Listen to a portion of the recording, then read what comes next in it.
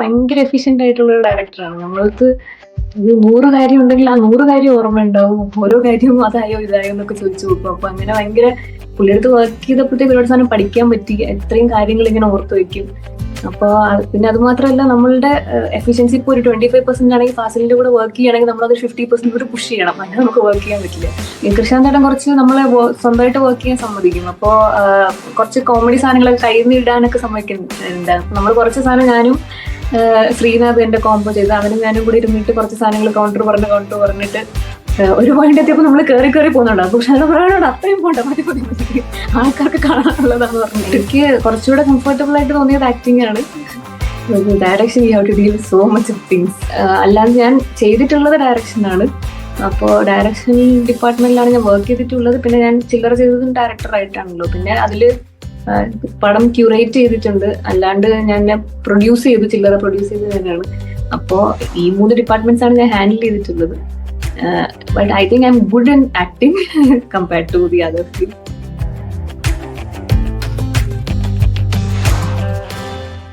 നമ്മുടെ കൂടെ ഗൗതമി ഗോപൻ ഉണ്ട്. പാത്ത് എന്ന് പറഞ്ഞ ജിതിൻ ഐസക് തോമസിന്റെ ഫിലിമിലാണ് ഞാൻ ആദ്യം കാണുന്നത്.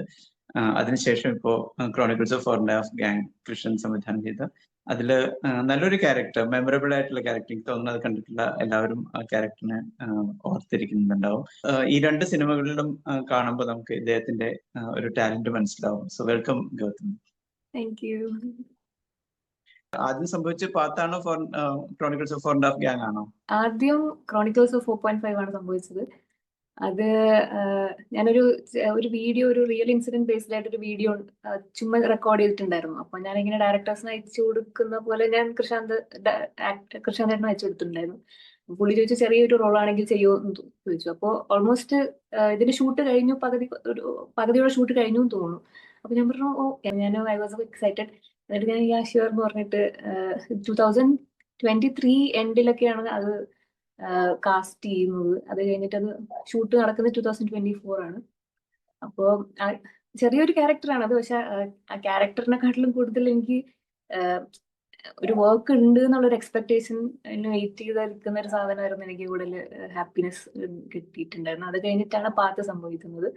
2 ഓഡീഷൻ തന്നെയായിരുന്നു. അതിനകത്ത് ഒറ്റ സീനേ ഉള്ളൂ എങ്കിലും lust is there, fun is there, a lot of things are there, which is being communicated through, but you have done it very brilliantly and it's very effectively.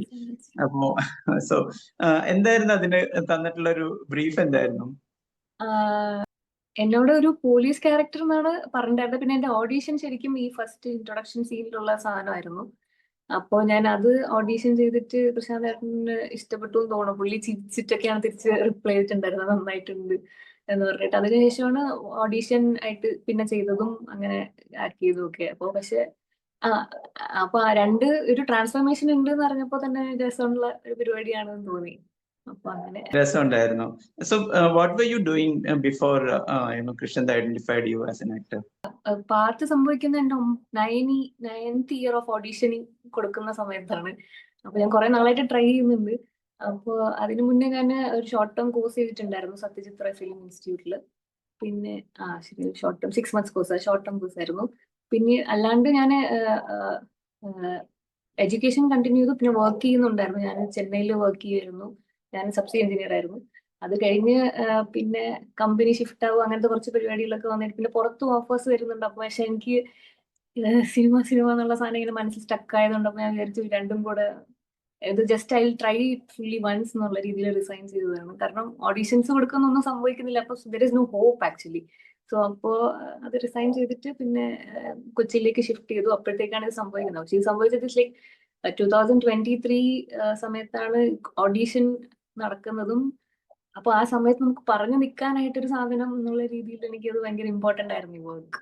അപ്പോ യെസ്, അത് കഴിഞ്ഞിട്ടാണ് പിന്നെ ജിതിന്റെ ഓഡീഷന് വിളിക്കുന്നതും അങ്ങനെ പാർട്ടിൽ സെലക്ട് ആവുന്നതും ഒക്കെ. ഇതിന് രണ്ടിനും കിട്ടിയ ഫീഡ്ബാക്ക് ഉണ്ടാവും. അപ്പൊ ഞാൻ അന്ന് പാത്ത് കണ്ട ഉടനെ തന്നെ fortunately you all were there, എൻ്റെ crew was there, so I could connect with you, take a small bite. ചിലവർക്ക് ഞാനാണ് എന്നുള്ള സാധനം അങ്ങനെ കമ്മ്യൂണിക്കേറ്റ് ആയിട്ടില്ല എന്ന് തോന്നുന്നു.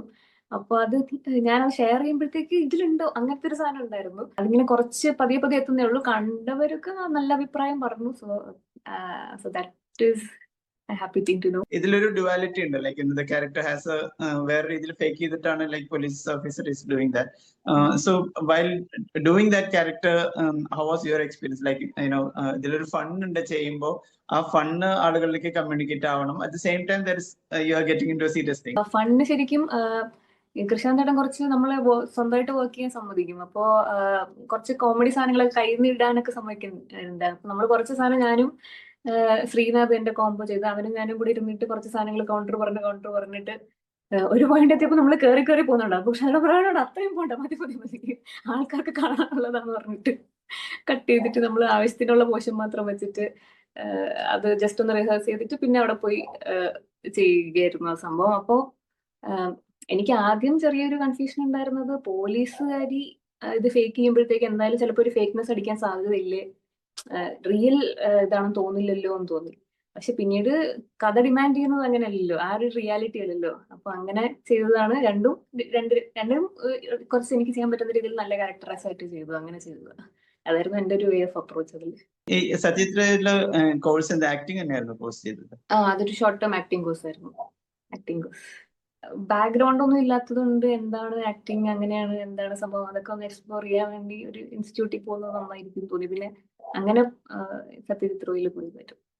ഈ സിനിമയിൽ അഭിനയിച്ചതിന് ശേഷമാണോ അതോ അതിന് മുമ്പായിരുന്നു? No, it happened long before. Like in 2017 I joined that course.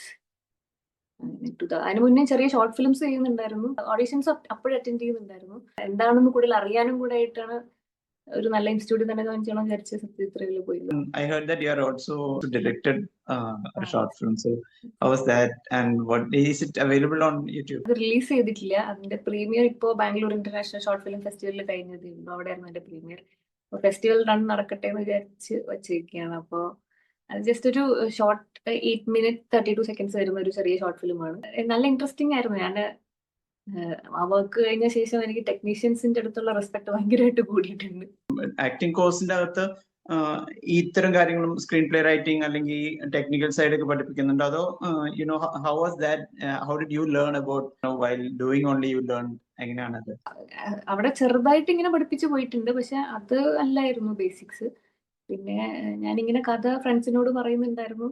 അപ്പോ എന്നിട്ട് അത് തന്നെ ഇൻവോൾവ് ആയിട്ട് വന്നത് അതെങ്ങനെ പ്രസന്റ് ചെയ്യാന്നുള്ള രീതിയിലൊക്കെ ഇങ്ങനെ പിച്ച് ചെയ്ത് അങ്ങനെയൊക്കെ ഉണ്ടായതാണ് സംഭവം.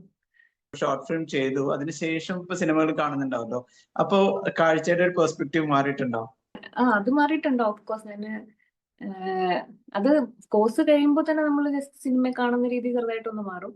പിന്നീട് പിന്നെ ഞാൻ സ്വന്തമായിട്ട് ചെയ്തപ്പോൾ തന്നെ ഒരുപാട് വ്യത്യാസം ഉണ്ടാവും. നമ്മൾ ഓക്കെ ആ ഷോട്ട് അങ്ങനെ ഇങ്ങനെ വെക്കുന്നു ഇതുണ്ടാവും, അതുകൊണ്ട് അങ്ങനെ ആയിരിക്കും, അങ്ങനെയൊക്കെ തോന്നും. പക്ഷെ സിനിമ കാണുമ്പോൾ സിനിമ എൻജോയ് ചെയ്യാനാണ് ശ്രമിക്കാറ്, അതിനെങ്ങനെ ടെക്നിക്കലി പോകാൻ ശ്രമിക്കാറൊന്നുമില്ല.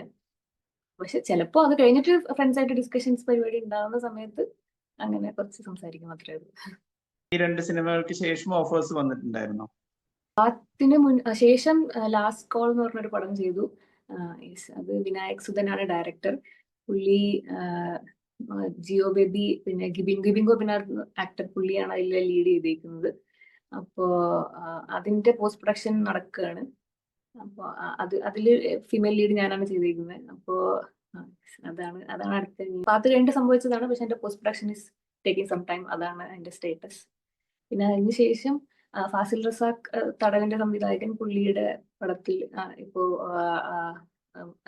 മോഹം എന്ന് പറഞ്ഞൊരു പടം ചെയ്തിട്ടുണ്ടായിരുന്നു. അപ്പൊ അതിലൊരു ക്യാരക്ടർ ചെയ്തു. പിന്നെ അതിൽ ഡയറക്ഷൻ ടീമിലും ഉണ്ടായിരുന്നു. അപ്പൊ അതാണ് റീസെന്റ് അപ്ഡേറ്റ്സ്. എങ്ങനെ ഫാസിലിന്റെ ടീമിൽ വർക്ക് ചെയ്യുമ്പോൾ എങ്ങനെ ടു ബി പാർട്ട് ഓഫ് ഒരു അക്ലെയിംഡ് ഡയറക്ടറും കൂടിയാണ് ഇപ്പോ, ഹൗ വാസ് ദാറ്റ് എക്സ്പീരിയൻസ്? ഭയങ്കര എക്സ്പീരിയൻസ് ആയിരുന്നു. ഫാസിൽ ഭയങ്കര എഫിഷ്യന്റ് ആയിട്ടുള്ള ഒരു ഡയറക്ടറാണ്. നമ്മൾക്ക് ഒരു 100 കാര്യം ഉണ്ടെങ്കിൽ ആ 100 കാര്യം ഓർമ്മ ഉണ്ടാവും. ഓരോ കാര്യവും അതായോ ഇതായോ എന്നൊക്കെ ചോദിച്ചു നോക്കും. അപ്പൊ അങ്ങനെ ഭയങ്കര പുള്ളിയെടുത്ത് വർക്ക് ചെയ്തപ്പോഴത്തേക്ക് ഒരുപാട് സാധനം പഠിക്കാൻ പറ്റി. ഇത്രയും കാര്യങ്ങൾ ഇങ്ങനെ ഓർത്ത് വയ്ക്കും. അപ്പൊ പിന്നെ അത് മാത്രമല്ല, നമ്മളുടെ എഫിഷ്യൻസി ഇപ്പോൾ ഒരു 25% ആണെങ്കിൽ ഫാസിലിന്റെ കൂടെ വർക്ക് ചെയ്യുകയാണെങ്കിൽ നമ്മളത് 50% കൂടെ പുഷ് ചെയ്യണം, അങ്ങനെ നമുക്ക് വർക്ക് ചെയ്യാൻ പറ്റില്ല. അപ്പൊ അങ്ങനെ ഒരു ഭയങ്കര എല്ലാവരും ആ ടീമിലുള്ള എല്ലാവരും തടവിന്റെ സെയിം ക്രൂ തന്നെയാണ്. അപ്പൊ എല്ലാവരും ഭയങ്കര എഫിഷ്യന്റ് ആയിരുന്നു.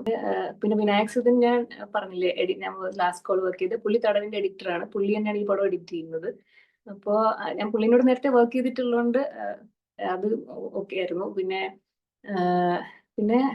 ഇതും കുറച്ച് തടവിന്റെ അത്ര ഇന്റൻസിറ്റി അല്ല, പക്ഷെ എന്നാലും ക്യാരക്ടർ ഓറിയന്റഡ് മൂവിയാണ്. ചെറിയ ക്രൂ ആയതുകൊണ്ട് എല്ലാത്തിലും നമ്മളിങ്ങനെ ഇൻവോൾവ് ആവണല്ലോ. അപ്പൊ അതിന്റെ ഒരു ഇതുണ്ടായിരുന്നു. അപ്പൊ അത് മാത്രമേ ഉണ്ടായിരുന്നുള്ളൂ. അപ്പൊ അങ്ങനെ രസമായിരുന്നു അത്. അപ്പൊ ആളിങ്ങനെ മീൻസ് ആക്ടേഴ്സ് എങ്ങനെയാണ് അലിഞ്ഞു പോവാന്നുള്ളൊരു ആ സ്റ്റേറ്റിലായിരുന്നു പുള്ളിക്കാരി. അപ്പൊ ആളെങ്ങനെ പിടിച്ചോണ്ട് വരിക, ഇവിടെ നിർത്തുക, അങ്ങനത്തെ കുറച്ച് സാധനമൊക്കെ മാത്രം രസമായിരുന്നു. That's very interesting. കാരണം ഇപ്പൊ നേരത്തെ പറഞ്ഞ പോലെ ഇങ്ങനെ ഒരു ടീമിന്റെ കൂടെ എസ്റ്റാബ്ലിഷ്ഡ് ആകുമ്പോൾ നമുക്ക് ചിലപ്പോൾ ആ കോസ്റ്റ്യൂം കണ്ടിന്യൂറ്റി നോക്കണമെങ്കിൽ ചിലപ്പോൾ അത് മാത്രമായിട്ട് റെസ്ട്രിക്റ്റഡ് ആവും. ലൈക്ക് അത് അതേഴ്സ് അതേ to take care of other things. Yes, yes, yes. ഇത് പറയുമ്പോൾ കുറച്ചും കൂടി involvement and you all know the story as in that's what I think. അപ്പൊ ഇതിങ്ങനെ റിഹേഴ്സലൊക്കെ ഉണ്ടായിരുന്നോ? എന്നിട്ടാണോ ചെയ്തത്? അതെ അതെ, റിഹേഴ്സൽ ഉണ്ടായിരുന്നു. ഫാസിലിന്റെ പ്രൊസീജിയർ പറഞ്ഞാൽ നമ്മൾ എല്ലാ സീനിനും ഈ പടത്തിൽ പുള്ളി അപ്രോച്ച് ചെയ്ത മെത്തേഡ് പറഞ്ഞ ആക്ടേഴ്സിനെ നേരത്തെ വിളിച്ച് നമ്മൾ റിഹേഴ്സ് ചെയ്യും. എന്നിട്ട് ഡയലോഗ്സ് ലോക്കിംഗ് പരിപാടിയൊക്കെ ഉണ്ടാവും. അപ്പോ നേരത്തെ റിഹേഴ്സ് ചെയ്തിട്ടാണ് ആക്ടേഴ്സ് അവിടെ സ്റ്റേജിൽ വരിക. അപ്പോ നമ്മൾ വിചാരിച്ച ഷെഡ്യൂളിൽ തന്നെ ഷൂട്ട് കംപ്ലീറ്റ് ചെയ്യാൻ പറ്റി. പിന്നെ അങ്ങനെ ഇങ്ങനെ ഒരു actually we were 1 day ahead of the schedule. അപ്പൊ അങ്ങനെ നേരത്തെ ഷൂട്ട് കംപ്ലീറ്റ് ചെയ്യാൻ പറ്റിയത് നേരത്തെ ഉള്ള പ്രോപ്പർ പ്രിപ്പറേഷൻ പ്രീ പ്രൊഡക്ഷൻ ഒക്കെ സോളിഡ് ആണ്. അപ്പൊ അങ്ങനെ നടന്നതുകൊണ്ടാണ് ആ പടം അങ്ങനെ സംഭവിച്ചത്. ഫാസിലിന്റെ സിനിമ കഴിഞ്ഞിട്ടാണോ സ്വന്തം ഷോർട്ട് ഫിലിം ചെയ്തത്? ഇല്ല ഡയറക്ഷൻ ഇല്ല, അതിന് മുന്നേ ആണ് അത് ചെയ്തത്. അതെ അതെ. പക്ഷെ ഫാസിൽ എന്റെ പടത്തിന്റെ ഷോർട്ട് ഫിലിമിന്റെ എഡിറ്റർ ആയിരുന്നു. പിന്നെ യെസ്, ലാസ്റ്റ് കോളില് നമ്മൾ ഒരുമിച്ച് വർക്ക് ചെയ്തു. ലാസ്റ്റ് കോൾ ഞാൻ പറഞ്ഞില്ല, ആ പടത്തിന്റെ എഡിറ്ററാണ് ഫാസിൽ. അപ്പൊ അങ്ങനെ എല്ലാരും ഇപ്പൊ ഒരു ടീം പോലെ, ഫ്രണ്ട്സ് പോലെ ആയി. അപ്പൊ അങ്ങനെ മ്യൂച്വലി വർക്കിംഗ്. വീണ്ടും ഷോർട്ട് ഫിലിം മേക്കിൽ വരികയാണെന്ന് വെച്ചിട്ടുണ്ടെങ്കിൽ അതിലെ ഷോർട്ട് ഡിവിഷൻസും സംഭവങ്ങളൊക്കെ ഇതുപോലെ ഡിസ്കസ് ചെയ്തിട്ടാണോ ചെയ്തത്? Like you have something in your mind, എന്നിട്ട് നമുക്ക് റിഹേഴ്സലില് അതുപോലെ ഡയലോഗ്സ് ലോക്ക് ചെയ്യുക, അങ്ങനെ ആ ഒരു പ്രൊസീജിയർ ഉണ്ടായിരുന്നോ ഷോർട്ട് ഫിലിമില്? ഷോർട്ട് ഫിലിമിൽ എനിക്ക് അത് ഇങ്ങനെ വരണം അങ്ങനെ വരണമെന്നുണ്ടായിരുന്നു. എങ്ങനെ ഉണ്ടാവണം, ആ സാധനം ഇങ്ങനെ ഉണ്ടാവണം എന്നൊക്കെ. അപ്പൊ ഡയലോഗ്സ് ഞാൻ ഓൾറെഡി എഴുതിയ ഡയലോഗ്സ് തന്നെയാണ് അതിൽ പറഞ്ഞിട്ടുണ്ടായത്. പിന്നെ ചെറിയ അങ്ങോട്ടും ഇങ്ങോട്ടുള്ള സാധനങ്ങളേ ഉള്ളൂ. എന്റെ എനിക്കും റിഹേഴ്സൽ കൊടുത്തായിരുന്നു ആക്ടേഴ്സിന്. കാരണം എന്റെ ഒരു കുഞ്ഞാണ് അഭിനയിക്കുന്ന കുട്ടി. അപ്പൊ ആ മോളെ കൊണ്ട് അഭിനയിപ്പിക്കണമെങ്കിൽ നമ്മൾ റിഹേഴ്സൽ പോയേ പറ്റുള്ളൂ. അപ്പോൾ ആളെ കൊണ്ട് റിഹേഴ്സ് ചെയ്യിപ്പിച്ചു. ഡയലോഗ്സ് പറഞ്ഞെല്ലാം പുള്ളിക്കാരി നല്ലൊരു ആർട്ടിസ്റ്റ് ആയിരുന്നു. അപ്പൊ നമ്മൾ പറയുന്നത് പെട്ടെന്ന് തന്നെ പിക്ക് ചെയ്തെടുക്കുന്നുണ്ട്. പിന്നെ നമുക്ക് ഞാൻ ആക്ടർ ആയതുകൊണ്ട് തന്നെ എനിക്ക് എവിടെ കൂടിപ്പോകുന്ന കുറച്ച് പോകുന്ന അത് പെട്ടെന്ന് മനസ്സിലാവാൻ പറ്റും. അപ്പൊ അങ്ങനെ പിന്നെ പാത്തിൽ തന്നെ നമ്മളിവിടെ വർക്ക് ചെയ്ത ജോമോൻ എന്ന് പറയുന്ന ഒരു ആക്ടർ ഉണ്ട്. അവനാണ് വേറൊരു ക്യാരക്ടർ ചെയ്തേക്കുന്നത്. പിന്നെ കൃഷ്ണൻ ബാലകൃഷ്ണൻ എന്ന് പറഞ്ഞൊരു ആക്ടർ, പുള്ളി ഒരു theatre artist and film artist ആണ്. പുള്ളിയാണ് വേറൊരു ക്യാരക്ടർ ചെയ്തേക്കുന്നത്. അപ്പൊ അവര് മൂന്നുപേരും നമ്മൾ റിഹേഴ്സ് ചെയ്തിട്ടുണ്ടായിരുന്നു. കൃഷ്ണേട്ടന് മാത്രം കുറച്ച് മുന്നേ, ബാക്കിയുള്ളവർ നമുക്ക് അവൈലബിൾ ആയതുകൊണ്ട് സീനിയേഴ്സ് എല്ലാം തൊട്ട് നമ്മൾ പെട്ടെന്ന് വിളിച്ചിട്ട് റിഹേഴ്സ് ചെയ്തു. അപ്പൊ അതും നന്നായി പോയി. അപ്പൊ അതുകൊണ്ട് നമുക്ക് ബസ്സിലെ ഷോട്ടൊക്കെയാണ്. അപ്പൊ ബസ്സിൽ നമുക്ക് ഒരുപാട് ടൈം സ്പെൻഡ് ചെയ്യാനൊന്നും പറ്റില്ല. അപ്പൊ നമ്മൾ റിഹേഴ്സലൊക്കെ അതിന് ഭയങ്കരമായിട്ട് യൂസ്ഫുൾ ആയിരുന്നു. അങ്ങനെയായിരുന്നു ഷോർട്ട് ഫിലിം ചെയ്തത്. Even Krishna also comes from Sopanam. അപ്പൊ അതിന്റെ ഒരു യെസ് യെസ് യെസ്. ഇനി അടുത്ത പദ്ധതികൾ എങ്ങനെ? ഷോർട്ട് ഫിലിം കഴിഞ്ഞ് ഫീച്ചർ ഫിലിം ഒക്കെ പ്ലാൻ ഉണ്ടോ? എനിക്ക് കുറച്ചുകൂടെ കംഫർട്ടബിൾ ആയിട്ട് തോന്നിയത് ആക്ടിങ് ആണ്. Direction you have to deal with so much of things. മുടി കൊഴിയും, ടെൻഷൻ അടിച്ചിട്ട്. ചെറിയ ഷോർട്ട് ഫിലിം ഐഡിയാസ് ഉണ്ട്. അപ്പൊ അത് ഇപ്പൊ ഞാൻ ചെയ്ത ഷോർട്ട് ഫിലിമിന്റെ എങ്ങനെയാണ് അതിന്റെ അത് ജസ്റ്റ് ഒന്ന് റൺ ചെയ്തിട്ട് എന്താണ് ഒരു ഷോർട്ട് ഫിലിമിന്റെ റീച്ച് സാധനങ്ങൾ എന്നൊക്കെ ഒന്ന് അറിഞ്ഞിട്ട് അടുത്തതിലോട്ട് എടുത്ത് വെക്കാന്നാണ് വിചാരിക്കുന്നത്. ഇവരുടെ കൂടെയൊക്കെ ഫിലിം ചെയ്തു, ഷോർട്ട് ഫിലിം ചെയ്തു. ഇതിന് ശേഷം ഇപ്പൊ സിനിമകൾ, കുറച്ചും കൂടിയൊക്കെ സിനിമകൾ കാണണം, ബക്കറ്റ് ലിസ്റ്റ് ഒക്കെ ഉണ്ടാക്കിയോ? സീരീസ് വാച്ചിങ് കുറച്ച് കൂടിയിട്ടുണ്ട്. അങ്ങനെയൊക്കെയാണ് ഇപ്പൊ പോകുന്നത്. പക്ഷെ ചില്ലറ ചെയ്യുന്നതിന് മുന്നേ ഞാൻ പാർട്ടില് എഴുതിയായിരുന്നു. അപ്പോ യെസ്, അപ്പൊ അതിന്റെ ഒരു ചെറിയ എക്സ്പീരിയൻസ് ഉണ്ടായിരുന്നു. പാർട്ടി ചെറിയ ക്രൂ ആണല്ലോ, നമ്മള് എല്ലാവരും ചെറിയ ക്രൂ ആണ്. അപ്പൊ നമ്മളന്ന് കണ്ടില്ല, അത്രയും പേര് തന്നെയുള്ളൂ ആ ക്രൂ. അപ്പൊ എല്ലാവരും മൾട്ടിപ്പിൾ ജോബ്സ് ചെയ്യേണ്ടി വരുന്നതാണത്. അപ്പോ പിന്നെ എന്റെ പോർഷൻസ് അല്ലാത്ത സമയത്ത് നമ്മൾ ബാക്ക്ഗ്രൗണ്ട് ആക്ടിങ് ആണല്ലോ ചെയ്യുന്നത്. അപ്പൊ ആ സമയത്ത് നമുക്ക് കുറെ ഇൻപുട്ട് ചെയ്യാൻ പറ്റും, ലൈക്ക് അസിസ്റ്റ് ചെയ്യാൻ പറ്റും. അങ്ങനെയാണ് പാർട്ടിൽ ഏഡ് ആവുന്നത്. ആ സമയത്ത് അങ്ങനെ ഒരു ആഗ്രഹം ഉണ്ടായിരുന്നു, like you should assist or associate in the film in the making side എന്നുള്ളത് മനസ്സിലുണ്ടോ? ആക്ട് ചെയ്യാൻ പോയപ്പോൾ ആക്ട് ചെയ്യണം എന്നായിരുന്നു. പിന്നെ നമ്മൾ അറിയാതെ ഇൻവോൾവ് ആയി പോകുന്നതാണ് മാക്സിമം വർക്ക് ചെയ്യാൻ, കോൺട്രിബ്യൂട്ട് ചെയ്യാനായിട്ട്. അങ്ങനെ ചെയ്യണം ഇങ്ങനെ ചെയ്യണം അങ്ങനെ ചെയ്തു പോകുന്നതാണ്. അപ്പൊ when you get more opportunities, you can perform more in terms of what for screen ക്യാമറയുടെ മുമ്പിലാണെങ്കിലും പിന്നിലാണെങ്കിലും ആ രീതിയിൽ ചെയ്യാനുള്ള ഓപ്പർച്യൂണിറ്റി കിട്ടുക എന്നുള്ളതാണ്. So I think I like the way you said it, like അതിന്റെ ഒപ്പം വന്നു, so you took part in that and then being part of it is like A very good organic journey. അത് പാട്ടിൽ അങ്ങനെയായിരുന്നു. പക്ഷെ ഫാസിലിന്റെ മോഹം എന്നുള്ള ചിത്രത്തിൽ ഓൾറെഡി ഡയറക്ഷൻ ടീമിലാണ് ഞാൻ ജോയിൻ ചെയ്തിട്ടുള്ളത്. ആദ്യമേ അങ്ങനെ തന്നെയായിരുന്നു ജോയിൻ ചെയ്തിട്ടുണ്ടായിരുന്നത്. അപ്പൊ അതിൽ ചീഫായിരുന്നു. So scheduling everything I only did.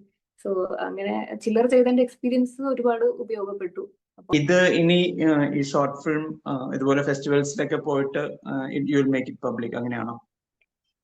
Yes, അങ്ങനെയാണ് ഇപ്പോ പ്ലാൻ ചെയ്തിരിക്കുന്നത്. ഷോർട്ട് ഫിലിംസ് ഇപ്പൊ ബാംഗ്ലൂർ ഫെസ്റ്റിവലിന് പോയപ്പോഴാണ് കുറച്ച് ഐഡിയാസ് കിട്ടിയത്, എന്തൊക്കെയാണ് ഒരു ഷോർട്ട് ഫിലിമിന്റെ റീച്ച് എന്നുള്ള സാധനങ്ങള്. പ്രൊഡക്ഷനും you all put in money and did the short film, അങ്ങനെയാണ്? ഞാനും എൻ്റെ ഒരു ഫ്രണ്ടുമാണ് ചില്ലറയുടെ പ്രൊഡക്ഷൻ ചെയ്തത്. പാർത്ത എന്ന് പറഞ്ഞിട്ട് എൻ്റെ കൂടെ വർക്ക് ചെയ്തിട്ടുണ്ടായിരുന്നു. അപ്പോ ഞാനിങ്ങനെ ആദ്യം കഥ ഡിസ്കസ് ചെയ്ത സമയത്ത് ആദ്യം ജിതിനോട് പറഞ്ഞു, ഫാസിലിനോട് പറഞ്ഞു, ഇവരോടൊക്കെ പറഞ്ഞപ്പോൾ കഥ ഇവർക്ക് വർക്കായി. അപ്പോഴാണ് ഒരു കോൺഫിഡൻസ് കിട്ടിയത്. പിന്നെ ഞാൻ എൻ്റെ ഫ്രണ്ട് പാർത്ത പുള്ളീനോടും പറഞ്ഞു. അപ്പോ അവനും ഇഷ്ടപ്പെട്ടു കഥ. അപ്പോ ഒരു ചെറിയൊരു കോൺഫിഡൻസ്, എന്തെങ്കിലുമൊക്കെ ഇവിടെ ചെയ്യുമായിരിക്കും എന്നുള്ള കോൺഫിഡൻസിൽ അങ്ങനെ ചെയ്തത്. പിന്നെ ഷൂട്ടൊക്കെ ചെയ്തത് എൻ്റെ നാട്ടിലാണ്. അപ്പൊ ക്രൂ ഒക്കെ എന്റെ വീട്ടിൽ തന്നെയാണ് താമസിച്ചതും. പിന്നെ ഇടയ്ക്ക് ഞങ്ങൾക്ക് ബസ്സിൽ കുറച്ച് സീക്വൻസ് ഒക്കെ ഉണ്ട്. അപ്പൊ ഒരുപാട് ബുദ്ധിമുട്ടായതുകൊണ്ട് നമ്മൾ നാട്ടിലുള്ള ചേച്ചിമാരെയും ചേട്ടന്മാരെയും ഒക്കെ വിളിച്ചിട്ടാണ് വന്നത്. അപ്പൊ അവരെല്ലാരും വന്നപ്പോഴത്തേക്ക് ഭയങ്കര ഇമോഷണലായി. ഇത്രയും നമ്മൾ പ്രതീക്ഷിക്കില്ലല്ലോ നമ്മൾ വിളിക്കുമെങ്കിലും ഒരു വരുമെന്ന്. അപ്പൊ എല്ലാരും നമ്മുടെ കൊച്ചൊരു പടം ചെയ്യുകയാണെന്ന് പറഞ്ഞിട്ട് പെട്ടെന്ന് വന്ന് അങ്ങനെ ബസ്സിൽ ആർട്ടിസ്റ്റുകളൊക്കെ അങ്ങനെ നമുക്ക് മാക്സിമം ഒപ്റ്റിമൈസ് ചെയ്യുന്ന രീതിയിലൊക്കെ ഒപ്റ്റിമൈസ് ചെയ്തു. അങ്ങനെയാണ് പടം സംഭവിച്ചത്. ഇതിൽ പറഞ്ഞു ഷോർട്ട് ഫിലിമിലാണെങ്കിലും ആക്ടിംഗ് ആണ് പ്രിഫറൻസ് പറഞ്ഞു. പക്ഷെ അല്ലാതെ ഉള്ള ഒരു സ്ട്രോങ് പോയിന്റ് എന്താ? അതർ ദാൻ സ്ട്രോങ് ഏരിയ ബാക്കിയൊക്കെ ടെക്നിക്കൽ സൈഡ് ആണല്ലോ. ക്യാമറ ആയതുകൊണ്ടോ editing is also technical thing. അതും പഠിക്കേണ്ട സ്കില്ലാണ്. ജസ്റ്റ് ചെറിയ ബേസിക് പരിപാടികൾ അറിയാന്നല്ലാതെ അതിൽ ഡീപ്പായിട്ട് അറിയില്ല. പിന്നെ അല്ലാതെ ഞാൻ ചെയ്തിട്ടുള്ളത് ഡയറക്ഷനാണ്. അപ്പോൾ ഡയറക്ഷൻ ഡിപ്പാർട്ട്മെന്റിലാണ് ഞാൻ വർക്ക് ചെയ്തിട്ടുള്ളത്. പിന്നെ ഞാൻ ചില്ലറ ചെയ്തതും ഡയറക്ടർ ആയിട്ടാണല്ലോ. പിന്നെ അതില് പടം ക്യൂറേറ്റ് ചെയ്തിട്ടുണ്ട്. അല്ലാണ്ട് ഞാൻ പ്രൊഡ്യൂസ് ചെയ്തു, ചില്ലറ പ്രൊഡ്യൂസ് ചെയ്ത് ഞാനാണ്. അപ്പോ ഈ 3 ഡിപ്പാർട്ട്മെന്റ്സ് ആണ് ഞാൻ ഹാൻഡിൽ ചെയ്തിട്ടുള്ളത്. But I think I M good in acting compared to the other fields. പിന്നെ ചില്ലറ എനിക്ക് ഇഷ്ടപ്പെട്ടു വർക്ക്. അത് ഞാൻ കുറെ പേരോട് പറയുമ്പോഴത്തേക്ക് ആദ്യമായിട്ടാണ് ഒരു ഡയറക്ടർ സ്വന്തം വർക്ക് നല്ലതാണെന്ന് പറയുന്നത്. പക്ഷെ എനിക്ക് നല്ല ഇഷ്ടപ്പെട്ടൊരു വർക്കാണത്. അതിപ്പോ മോഹത്തിന്റെ ഇത് ചെയ്തപ്പോഴും നമ്മൾ അവസാനം ബഡ്ജറ്റ് കാൽക്കുലേറ്റ് ചെയ്തപ്പോൾ നമ്മള് കറക്റ്റ് ബഡ്ജറ്റിലാണ് നിന്നത്. നമ്മളെ ഈ പ്രൊഡക്ഷൻ അത് 1 ഡേ കൂടിയിരുന്നെങ്കിൽ അത് ഇതായിരുന്നേനെ. അപ്പൊ എനിക്ക് ചെറിയ അപ്രിസിയേഷൻ ഒക്കെ കിട്ടിയായിരുന്നു. അപ്പൊ അത് സന്തോഷമായിട്ടുള്ള സാധനമായിരുന്നു. കറക്റ്റ് ഷെഡ്യൂളിങ് ചെയ്തതും ഒരു ദിവസം മുന്നേ ഷൂട്ട് കംപ്ലീറ്റ് ചെയ്യാൻ പറ്റിയതിനും ഒക്കെ. അപ്പൊ അതെനിക്ക് ചെറിയ സന്തോഷം കിട്ടിയ വിഷയമായിരുന്നു.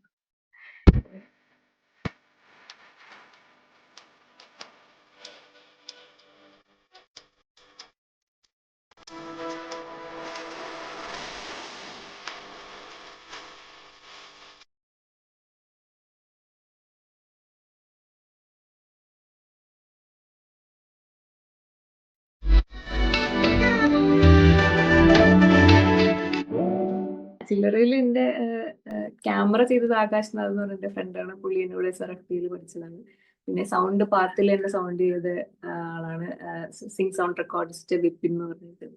പിന്നെ എഡിറ്റിംഗ് ചെയ്തത് ഫാസിൽ റസാഖാണ്. പിന്നെ സൗണ്ട് മിക്സിംഗ് ഡിസൈൻ ചെയ്തത് പയസ്, പുള്ളിയും എൻ്റെ കൂടെ SRFTയിൽ ഉണ്ടായിരുന്നതായിരുന്നു. പിന്നെ പയസ് തന്നെയാണ് നമ്മുടെ പാത്തിലും വർക്ക് ചെയ്തിട്ടുള്ളത്. പിന്നെ നമ്മുടെ മ്യൂസിക് ചെയ്ത കീർത്തൻ ബേണി എന്ന് പറഞ്ഞിട്ട് പുള്ളിയും SRFTയിലുള്ള. അങ്ങനെ അറിയുന്ന ഫ്രണ്ട്സും ഒക്കെ ആയിട്ട് ചേർന്ന് ചെയ്തൊരു പടമാണ് ഷോർട്ട് ഫിലിം. ഞങ്ങളുടെ പ്രൊഡക്ഷൻ മാനേജർ ഇസാക്കാണ് നമ്മളിപ്പോ ചെയ്ത മോഹൻ എന്ന് പറഞ്ഞ സിനിമയിലെ നായകൻ. അപ്പോ അതാണ്. അങ്ങനെ ഫ്രണ്ട്സ് എല്ലാരും കൂടെ ചേർന്നൊരു പടമാണ്. അങ്ങനെ they are not familiar അല്ലാത്ത ആക്ടേഴ്സ് വരുന്ന സമയത്ത് പലപ്പോഴും സിനിമ നല്ലതാണെങ്കിലും it take a while to reach. അപ്പൊ അത് അങ്ങനെ ചെയ്യാന്ന് പറയുന്നത് ഒരു കറേജ് ആണ്.